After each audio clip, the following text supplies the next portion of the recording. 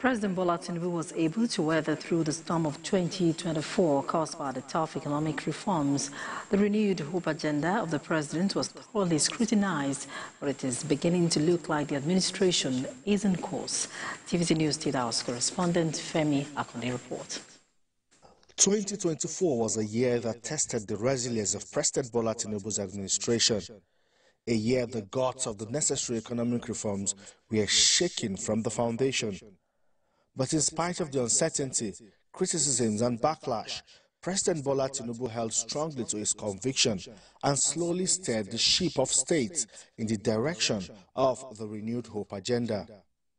Indeed, 2024 was a busy year for President Bola Tinubu as he made diplomatic shuttles across the length and breadth of the globe in a desperate search for investors ready to do business in Nigeria. We must ensure that the spirit of the collaboration and cooperation between our two leading countries in Africa will intensify and deepen under our leadership of our respective nations. This is not a matter of choice, but of destiny that includes an historical responsibility. Within 1 year since assumption of office, President Bola Tinubu had traveled out of the country 17 times. And by October of 2024, President Bola Tinubu and Vice President Kashim Shettima undertook 41 trips across 26 countries, collectively spending 180 days or 6 months on foreign engagements. But the presidency says so far the Tinubu administration has been able to attract more than $30 billion in foreign direct investments. Also recently, there was an announcement of a $5 billion final investment decision by Shell for the Bonga North Deep Offshore Field, which is seen as a further proof of the Tinubu administration's investment-friendly policies. Our country attracted foreign direct investment worth more than $30 billion in the last year.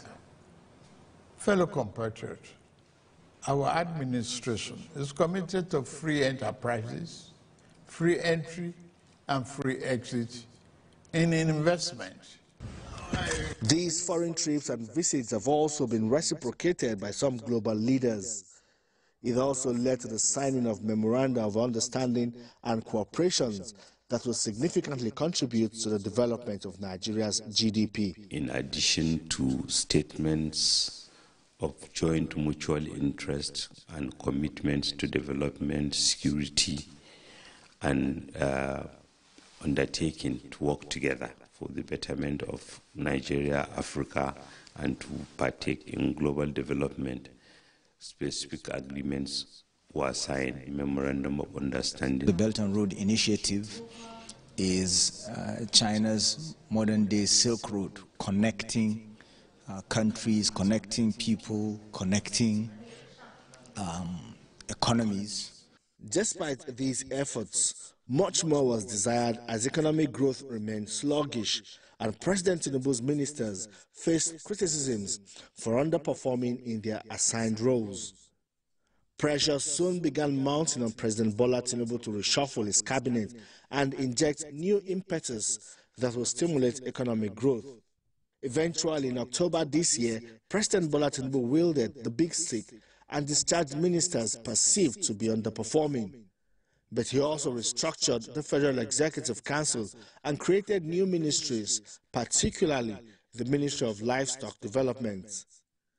The ministry is seen as a masterstroke by the president in tackling the problem of food security, solving the farmer header crisis, and also creating a value chain that will create wealth and contribute to economic growth. Since 17 months, I thank many of the ministers that are present here today for hard work that they've embarked upon tirelessly to put Nigeria on this recovery path. Despite the challenges of 2024, there are signs backed by government data showing better days in the near future.